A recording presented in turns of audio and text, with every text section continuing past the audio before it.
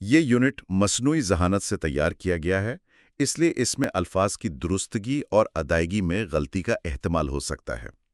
ایسی صورت میں اصل یونٹ سے رجوع کریں۔ مولانا آزاد نیشنل اردو یونیورسٹی کے centre for distance and on line education کے تعلیمی پروگرام میں آپ کا خیر مقدم ہے۔ یہ آڈیو یونیورسٹی کے کاپی رائٹ شدہ خود اکتسابی مواد سے تیار کیا گیا ہے۔ یہ مواد مولانا آزاد نیشنل اردو یونیورسٹی کے AI کی مدد سے تیار کردہ آڈیو سیریز کا حصہ ہے۔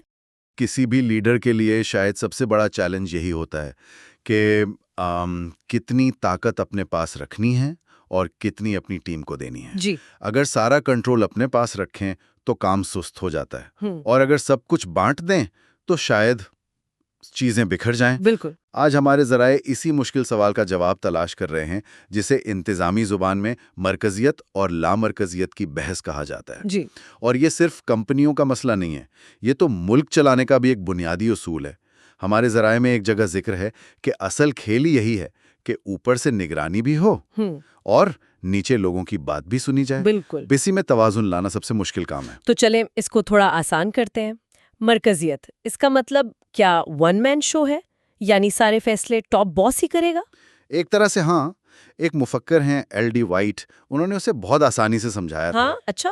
انہوں نے کہا کہ بس یہ سوچیں کہ طاقت کس طرف جا رہی ہے۔ اگر نچلی سطح سے اوپر کی طرف تو یہ مرکزیت ہے۔ اوہ، ٹھیک ہے۔ ہمارے ذرائع میں فرانس کی مثال دی گئی ہے، جہاں مرکزی حکومت ہر علاقے میں اپنا ایک نگران بٹھاتی ہے۔ مطلب پیرس میں بیٹھے لوگ کنٹرول کر رہے ہیں کہ ملک کے کسی دور دراز کونے میں کیا ہو رہا ہے۔ اچھا، تو فرانس کا نظام اتنا مرکزی ہے؟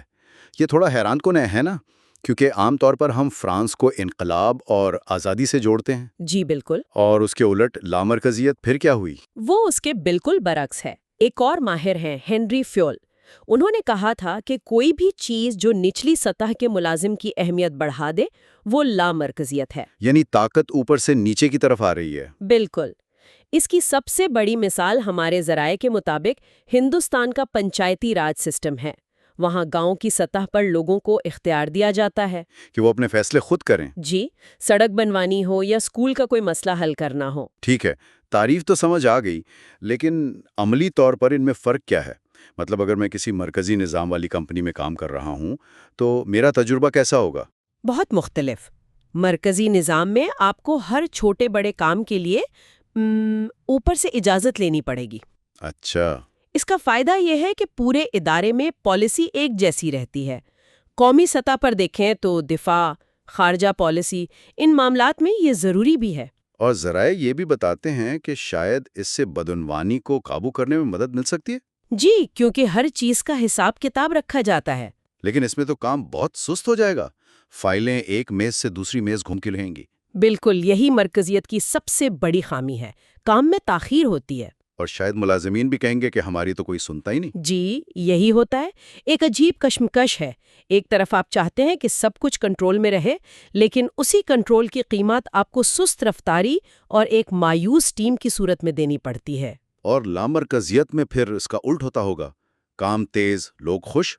جی، وہاں مقامی مینیجر فوراً فیصلہ کر سکتا ہے، اس سے سرخ فیتہ شاہی کم ہوتی ہے اور ملازمین کا حوصلہ بھی بڑھتا ہے۔ لیکن اس کے بھی اپنے چیلنجز ہوں گے۔ بالکل۔ ایک تو یہ مہنگا سسٹم ہو سکتا ہے، کیونکہ ہر یونٹ کو اپنے وسائل چاہیے۔ دوسرا، تمام الگ الگ یونٹس میں تعاون قائم رکھنا بہت مشکل ہو جاتا ہے۔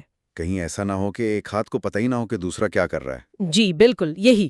تو کوئی تنظیم یا ملک یہ فیصلہ کیسے کرتا ہے کہ کون سا راستہ بہتر ہے؟ کیا اس کا کوئی ایک فارمولا ہے؟ کوئی ایک فارمولا تو نہیں ہے، لیکن ہمارے ذرائع کچھ عوامل بتاتے ہیں۔ مثلاً تنظیم کی عمر اور تاریخ۔ اچھا۔ جو پرانی اور بڑی تنظیمیں ہوتی ہیں ان کے لیے لامرکزیت اپنانا آسان ہوتا ہے۔ فرض کریں ہم اور آپ ایک نئی کمپنی شروع کر رہے ہیں۔ ٹھیک ہے۔ شروع میں تو سارے فیصلے ہم ہی کریں گے، یہ خالص مرکزیت ہے۔ لیکن جب ہمارے 500 ملازم ہو جائیں گے تب بھی کیا یہ ممکن ہوگا؟ نہیں، تب تو اختیارات دینے ہی پڑیں گے۔ صحیح بات ہے۔ اور کام کی نوعیت کا بھی فرق پڑتا ہوگا۔ بہت زیادہ۔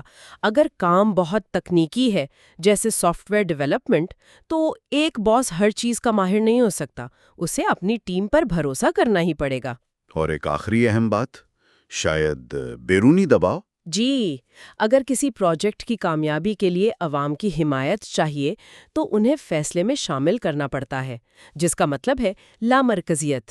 تو اس ساری گفتگو کا خلاصہ یہ ہے کہ مرکزیت یا لامرکزیت میں سے کوئی ایک بذات خود اچھا یا برا نہیں ہے۔ نہیں، بالکل نہیں۔ اصل ذہانت ان دونوں کے درمیان صحیح توازن تلاش کرنے میں ہے، جو وقت اور حالات کے مطابق ہو۔ بالکل، اور یہیں پر ہمارے ذرائع ایک بہت اہم نقطہ اٹھاتے ہیں جو سوچنے پر مجبور کرتا ہے۔ وہ کیا ہے؟ وہ کہتے ہیں کہ لامرکزیت یعنی اختیارات کی نچلی سطح پر منتقلی تبھی کامیاب ہوتی ہے جب شہری اور سول سوسائٹی منظم، باخبر اور فعال ہوں۔